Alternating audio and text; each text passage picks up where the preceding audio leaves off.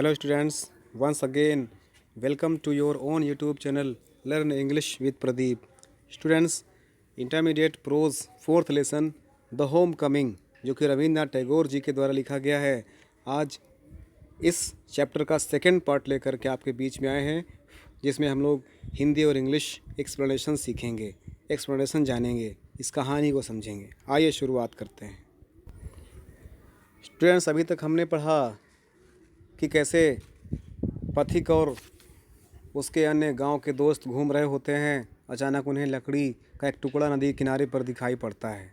उन्होंने प्लान बनाया कि इस लकड़ी के टुकड़े को नदी में बहा दिया जाएगा, लेकिन तभी उनका छोटा भाई माखन आकर के उस लकड़ी के टुकड़े में बैठ जाता है और नाव उठने की ज़िद करता है। इस पर फटिक और उसके अन्य दोस्त मिल कर के लकड़ी के टुकड़े को नदी में बहा देते हैं और फटिक का भाई माखन जो उस पर बैठा हुआ था वो कीचड़ में गिर जाता है और गुस्से में आकर के वो अपने बड़े भाई पथिक को पीटने लगता है, मारने लगता है। इसके बाद रोते रोते घर की ओर चला जाता है। अब आगे देखते हैं। पथिक वाइप्ड हिज फेस, पथिक अपने चेहरे को साफ करता है। उसके भाई माखन ने उसके चेहरे में काफ़ी नुकसान पहुंचा दिया था, कीचड़ लगा दिया था, नोच दिया था, तो अपने चेहरे को साफ करता है। And sat down on the edge of the sunken barge of the river bank, नदी के किनारे पर कुछ डूबे हुए हिस्से पर वो पैर लटका करके बैठ जाता है। And began to chew a piece of grass, और घास के एक टुकड़े को चबाने लगता है। A boat came up to the landing, और तभी सामने से एक नाव उसी के पास में आकर के लैंड होती है। A middle age man with grey hair and dark moustache stepped on shore, वहाँ पर एक मध्य आयु का व्यक्ति जिसके सुनहरे बाल थे और घनी मूछें थी, वो किनारे पर आता है। ही saw the boy sitting there doing nothing, उसने देखा कि लड़का कोई काम नहीं कर रहा है, शांति से बैठा हुआ है, तो वो आए और asked him where the चक्रवर्तीज lived, कहते हैं कि चक्रवर्ती जी किधर रहते हैं, हमें बता दीजिए। फटिक went on chewing the grass and said over there, और पथिक अभी भी घास के टुकड़े को चबा रहे हैं और बिना कहीं इशारा किए हुए कहते हैं उधर रहते हैं, उधर। But it was quite impossible to tell where he pointed, लेकिन इस समय यह बताना कठिन था कि वो किस दिशा में संकेत कर रहा था। The stranger asked him again, इसलिए वो अजनबी फिर से पथिक से पूछते हैं कि चक्रवर्ती जी किधर रहते हैं। ही swung his legs to and fro on the side of the barge and said, वह अपने पैर को इधर उधर लहराते हुए फिर कहता है, गो एंड फाइंड आउट, जाओ और खुद से खोज लो। And continue to chew the grass as before, और पहले की तरह से अभी भी वह घास को चबाना जारी रखता है। फिर देखिए आगे क्या होता है। But now a servant came down from the house, लेकिन तभी नौकर घर से आता है। एंड टोल्ड पथिक हिज मदर वांटेड हिम, और कहती हैं कि तुम्हारी माँ तुमको बुला रही हैं पथिक। पथिक रिफ्यूज टू मूव, पथिक जाने से इनकार कर देता है। But the servant was the master of this occasion, लेकिन वो जो नौकर था इस समय मालिक बन करके आया था, इसलिए ही टुक पथिक अप रॉबडी and carried him kicking and struggling in impotent rage, और वो पथिक को उठा करके घर की तरफ ले जाने लगते हैं और पथिक हाथ और पैर मारते रहते हैं और उससे फ्री होने का प्रयास करते हैं, लेकिन फेल रहते हैं। व्हेन पथिक came into the house his mother saw him, जब पथिक घर पहुंचते हैं तब उनकी माँ ने उसको देखा। ही कॉल्ड आउट एंग्रीली, वह गुस्से से कहती है, so you have been hitting Makhan again, तो तुमने फिर से माखन की पिटाई की है, तुमने माखन को फिर से मारा है। पथिक एंसर्ड इंडिग्नेंटली, पथिक ने बहुत धीरे से जवाब दिया, no I haven't, who told you that, नहीं तो मैंने तो पथिक को नहीं मारा है, आपको किसने बताया है। हिज मदर शाउटेड, अब उनकी माँ चिल्ला कर कहती हैं, don't tell a lie, you have, झूठ मत बोलो, तुमने उसको मारा है, तुमने ऐसा किया है, झूठ मत बोलो। फिर देखिए आगे क्या होता है।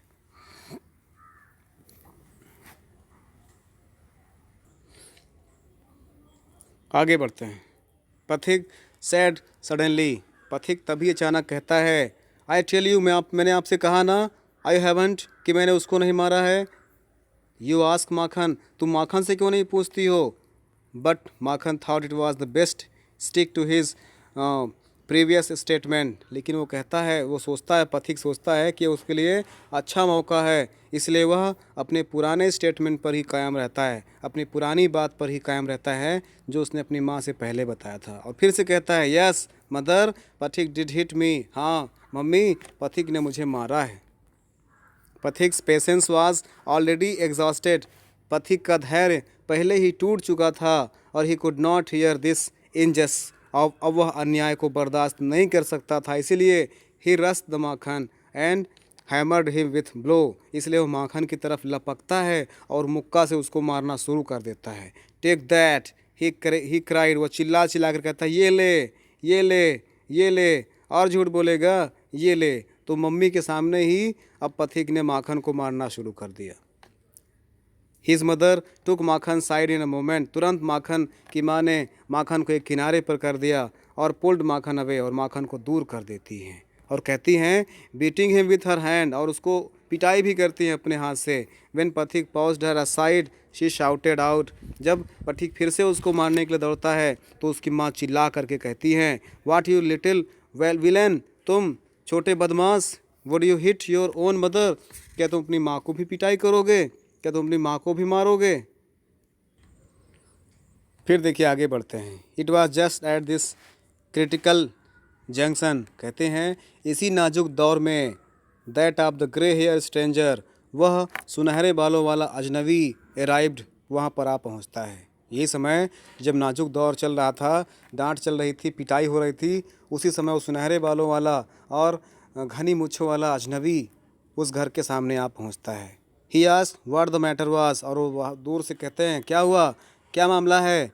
पथिक लुक्ड शीपिश एंड अशेम्ड, और पथिक अब डरा हुआ था और सहमा हुआ भी दिखाई पड़ रहा था।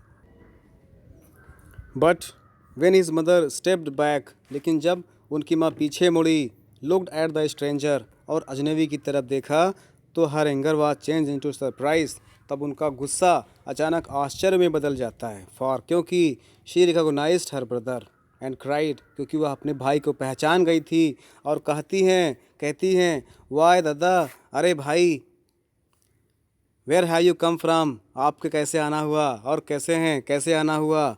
और as she said these words she bowed to the ground and touched his feet, और ऐसा कहते हुए वो उनके पास पहुंचती हैं और झुक करके उनके चरण स्पर्श करती है। Her brother had gone away soon after she had married, और क्योंकि उनके जो भाई थे, उनकी मेरी माँ की शादी के तुरंत बाद ही बाहर चले गए थे, और he had settled business in Bombay, और बॉम्बे में उन्होंने एक बिजनेस स्टार्ट कर दिया था। His sister had lost her husband while he was in Bombay, और जब वो बॉम्बे में ही थे तभी उनकी बहन ने अपना पति खो दिया था, अर्थात पति के पिताजी का देहांत हो गया था।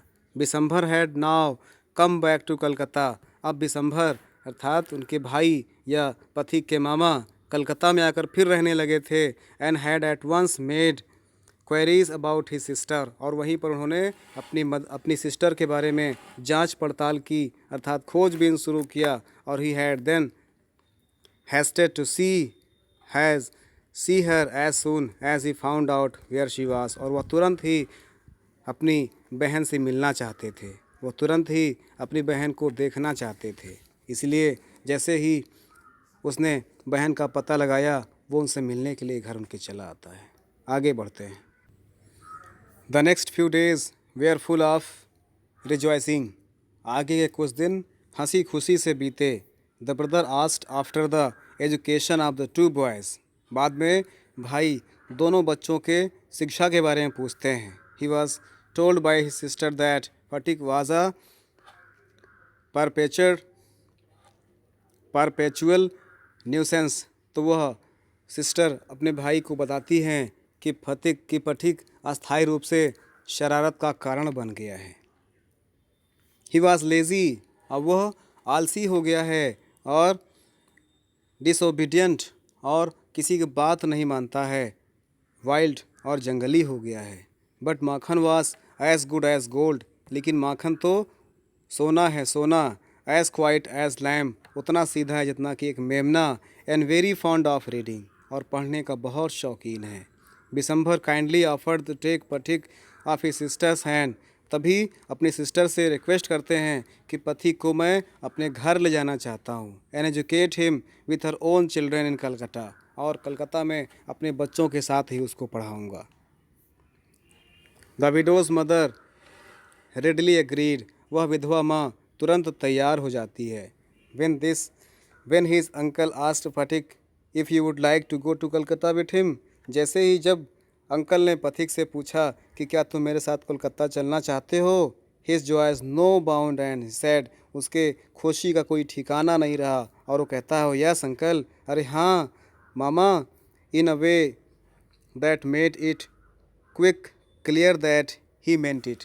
कहते हैं कि इसको साफ हो गया था कि अब उसकी मंशा क्या थी, उसके शब्दों से साफ हो गई थी कि अब उसका इरादा क्या है, अर्थात वो बिल्कुल ही wanted to go with his uncle, it was certain, वो अपने अंकल के साथ श्योरली जाना चाहता था, and he was happy with this decision. आगे बढ़, it was an immense relief to the mother to get rid of Pathik, माँ के लिए यह बड़ी राहत की बात थी कि पथिक से छुटकारा मिल जाएगा। She had a prejudice against the boy, वो पथिक के लिए पूर्वाग्रह से ग्रसित थी। And no love was lost between the two brothers, और कहती है उसे पसंद नहीं करती थी, इसलिए दोनों भाइयों के बीच में उसका वात्सल्य कभी बटा ही नहीं था। She was in daily fear that he would either drown Makhan someday in the river, अब उनको डर था कि she was in daily fear that, वो हमेशा डरी हुई रहती थी कि he would either down Makhan someday in the river, कि या तो माखन को किसी दिन नदी में डुबो देगा, और break his head in fight, या फिर किसी दिन झगड़े में उसका सिर फोड़ देगा, और run him into some danger और अदर, या इस प्रकार से किसी अन्य दुर्घटना में, किसी अन्य खतरनाक चीज़ में उसको परेशान कर देगा। At the same time she was somewhat distressed to see Pathik's extreme eagerness to get away, लेकिन थोड़ा सा वह पथिक के जो उत्सुकता को देख करके चिंतित भी थी, दुखी भी थी कि एक माँ तो माँ होती है, उसके बेटे को देखो अपनी माँ से दूर जाने में उसको थोड़ा भी कष्ट नहीं हो रहा था, जबकि माँ बेचारी भले वो परेशान थी अपने बेटे से, लेकिन फिर भी उसे दूर होना नहीं चाहती थी। आगे बढ़ते हैं। Pathik as soon as all was settle kept asking his uncle every minute when they were to start, अब जब कुछ सेटल हो गया था, जब सब कुछ तय हो गया था जाने के लिए, तो बार बार पथिक अपने मामा से पूछता था कि मामा हम लोग कब चल रहे हैं। He was one pin and needle all day long time excitement, कहते हैं वो इतना एक्साइटेड था कि दिन में कई बार अपने अंकल से, अपने मामा से पूछता था कि हम लोग कलकत्ता कब चल रहे हैं। ले awake most of the night, यहाँ तक कि सोते जागते भी वो अपने मामा से कलकत्ता चलने की बात करता था। ही बैंक्वीथ टू माखन, कहते हैं अब वो थोड़ा समय के लिए माखन के प्रति अपनी वसीयत को अस्थायी रूप से देने लगता है, और कहता है अपनी प्रॉपर्टी जैसे his fishing road, his big kite and marbles, वो अपनी फिशिंग रोड्स मछली पकड़ने वाला कांटा था, और अपनी पतंग थी, और अपने जो मार्बल्स थे, कंचे थे, वो सब अपने भाई माखन को देने लगता है। उस समय अपने छोटे भाई के प्रति उसे बहुत प्यार आने लगा था, क्योंकि अपने भाई से अलग हो रहा था। Indeed at this time of depart his generosity toward Makhan was unbounded, वास्तव में विदा होने के समय माखन के प्रति उसकी उदारता अपार होती जा रही थी। When they reached Calcutta, Pathik made the acquaintance of his aunt for the first time। जब पथिक कोलकाता पहुंचते हैं तो उनके लिए पहला मौका था जब वह अपनी मामी से परिचित होते हैं। इसके पहले वो अपनी मामी से कभी नहीं मिले थे। आज पहला मौका था जब वो कलकत्ता गए अपने मामा के साथ मामी से मिलते हैं। She was by no means pleased with the unnecessary addition to her family. वास्तव में अपने परिवार में किसी नए आगंतुक के आने से वो उनकी मामी बिल्कुल भी खुश नहीं थी। She found her 3 boys quite enough too. कहते हैं कि उनके पास पहले से ही उनके 3 बच्चे थे जिससे वो खुद ही परेशान रहती थी। अब एक और बोझ आ जाता है जिससे वह और परेशान और चिंतित हो जाती हैं और कहती हैं कि manage without taking any one else. कह सोचती हैं कि अब मैं कैसे मैनेज करूँगी, कैसे इस प्रकार से मैं चारों बच्चों को पालूँगी पोसूँगी। And to bring a boy lad up the 14 into the midst was terribly upsetting. कहते हैं कि वास्तव में जो मिड एज का हो अर्थात 14 साल के आसपास के बच्चों को कंट्रोल करना बहुत ही कठिन होता है। अब Bishambhar should really have thought twice before committing such an indiscretion. कहते हैं दिसंबर को वास्तव में यह कार्य करने से पहले कई बार सोचना चाहिए था। इस प्रकार के दूरदर्शिता रखने से पहले दिसंबर को 2 बार ज़रूर सोचना चाहिए था। तो स्टूडेंट्स, आज के लिए बस इतना ही। Next part in next video. Thanks for watching the video. जय हिंद।